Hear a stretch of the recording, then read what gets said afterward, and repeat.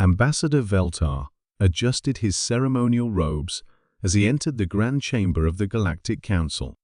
The crystalline walls reflected the bioluminescent patterns of dozens of species, each representing civilizations that had found their place in the cosmic order through either diplomacy or conquest. Today's session would be routine, welcoming another primitive species into the galactic community under the Council's protection. The humans appear unremarkable, observed Chancellor Crixmon, his compound eyes studying the delegation approaching the central platform. Standard bipedal configuration, minimal cybernetic augmentation, no visible psionic capabilities. Their technology readings suggest they've barely achieved faster than light travel.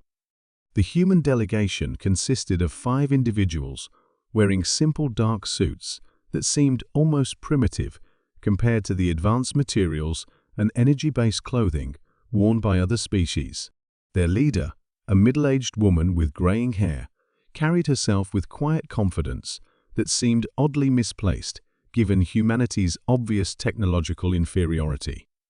"I am Secretary General Elena Vasquez of the United Earth Federation," she announced, her voice carrying clearly through the chamber's translation matrix. "We come seeking peaceful integration into the galactic community." Murmurs of approval rippled through the assembled delegates. The Galactic Council prided itself on civilizing primitive species, guiding them toward enlightenment under the watchful protection of more advanced civilizations. Humanity would make an excellent client species, intelligent enough to be useful, but clearly dependent on Council technology and wisdom. "Welcome, humans of Earth," Chancellor Crixmon responded magnanimously. "The Council is prepared to offer you our standard protection package. In exchange for access to our technology, trade networks, and defense umbrella, your species will contribute 15% of your planetary resources and provide labor services as needed throughout Council space." Ambassador Veltar nodded approvingly. It was a generous offer. Most primitive species were required to contribute 20% of their resources. The humans should be grateful for such favorable terms. But Secretary General Vasquez didn't display the expected gratitude. Instead, she exchanged glances with her fellow delegates before responding. "We appreciate the Council's offer, but we're not seeking protection. We're here to discuss mutual cooperation between equals." The chamber fell silent. In 3 millennia of Council history, no primitive species had ever presumed to negotiate as equals. Chancellor Crixmon's bioluminescent patterns shifted to display his amusement. "I believe our translation matrix may have malfunctioned," he said with condescending patience. "Your species has achieved basic interstellar travel, but you lack the technological sophistication necessary for equal partnership. Perhaps you're unaware of the vast differences in our capabilities." Dr. James Chen, the human delegation's chief scientist, stepped forward. "We're quite aware of your technological achievements, Chancellor. We've been observing Council activities for the past 50 years through methods you haven't detected. We know about your fusion-based energy systems, your quantum communication networks, and your antimatter weapons." "Impossible," hissed Ambassador Veltar. "Our surveillance networks would have detected any observation attempts from your primitive world." "Would they?" Dr. Chen asked mildly. "Tell me, Chancellor, what do you know about dark matter manipulation?" Chancellor Crixmon's patterns shifted to confusion. "Dark matter cannot be manipulated. It exists outside normal space-time interactions. Any species claiming otherwise is either delusional or attempting deception." Secretary General Vasquez smiled an expression that several Council members found unsettling. "Dr. Chen, would you mind demonstrating?" The human scientist produced what appeared to be a simple metallic device, no larger than his palm. As he activated it, the massive Council chamber, a structure that had stood for millennia, began to vibrate with an impossible harmonic frequency. "What you're experiencing," Dr. Chen explained, as panic spread through the assembled delegates, is the resonance of dark matter being temporarily displaced from this local space-time region. We're not affecting normal matter at all, but since dark matter provides the underlying framework for space-time stability, the chamber's crystalline walls began to show stress fractures. Emergency alerts echoed through the station as artificial gravity fluctuated wildly. Several smaller species were lifted from their positions as localized gravitational anomalies manifested throughout the room. "Stop this," Chancellor Crixmon commanded, his ceremonial composure cracking. "You're endangering the entire station." Dr. Chen deactivated the device, and normalcy returned instantly. The stress fractures sealed themselves as space-time snapped back to its natural configuration. "We apologize for the demonstration, but it seemed necessary to establish our technological credentials." The silence that followed was profound.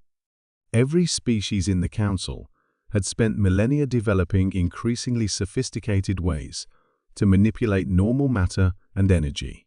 None had even theorized that dark matter, which comprised 85% of the universe, could be directly influenced.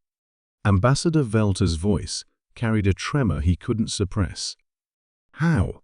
How long has humanity possessed this technology?" "Approximately 12 years for practical applications," Secretary General Vasquez replied, "though our theoretical framework was developed over several decades. We discovered that consciousness itself exists partially within dark matter dimensions, which is why biological intelligence consistently outperforms artificial constructs in certain applications." Chancellor Crixmon struggled to process the implications.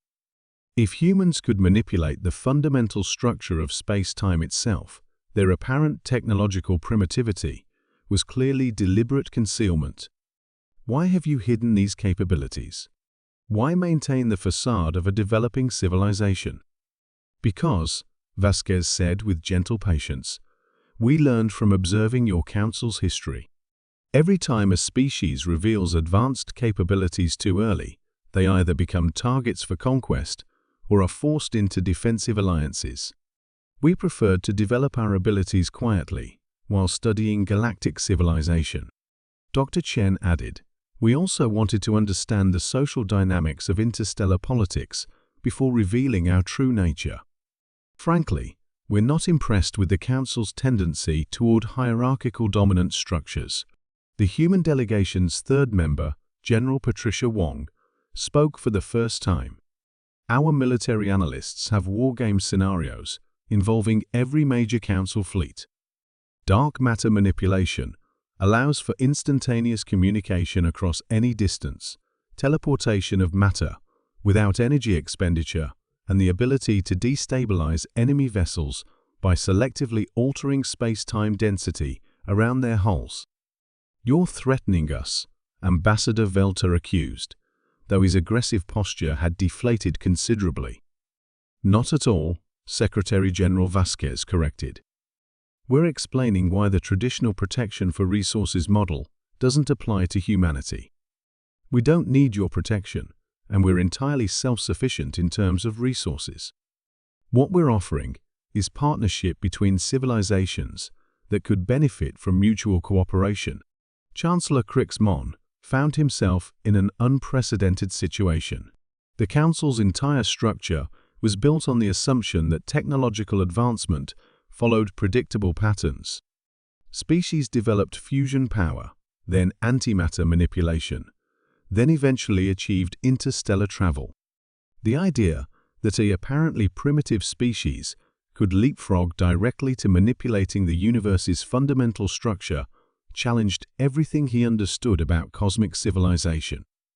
"What exactly are you proposing?" he asked carefully. "Cultural and scientific exchange," Vasquez replied. "Your species have developed remarkable achievements in biotechnology, energy efficiency, and social organization. We'd like to learn from those achievements. In return, we can offer insights into dark matter physics, consciousness reality interface theory, and space-time manipulation techniques." Dr. Chen smiled at the stunned silence that followed. We've also developed a method for faster-than-light communication that doesn't rely on quantum entanglement. We could upgrade your Council communication networks to provide instantaneous contact across the entire galaxy, rather than the current system that requires hours or days for messages to traverse large distances. The implications were staggering. The Council's power had always been limited by communication delays across their vast territory. Instantaneous contact would revolutionize galactic governance. There is one condition, General Wong added. Any cooperation agreement must acknowledge humanity as an equal partner, not a client species. We won't accept tributary status or resource obligations to any galactic authority. Chancellor Crixmon realized that the Council faced a fundamental choice. They could attempt to contain humanity through threats and force, though given them demonstrations of dark matter manipulation, success seemed unlikely. Or they could adapt their entire governmental structure to accommodate a species that had bypassed the normal technological development pathway. The Council will need time to deliberate, he said finally. Secretary General Vasquez nodded graciously. Of course, we'll remain in system for the next week. Please consider carefully. This is likely the only opportunity for peaceful integration. We'd prefer cooperation to the alternatives.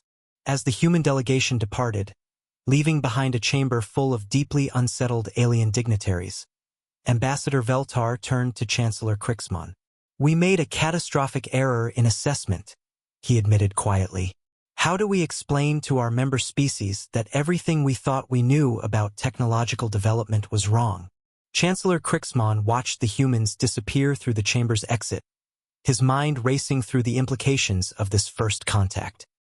The Council had always prided itself on bringing primitive species under their guidance and protection.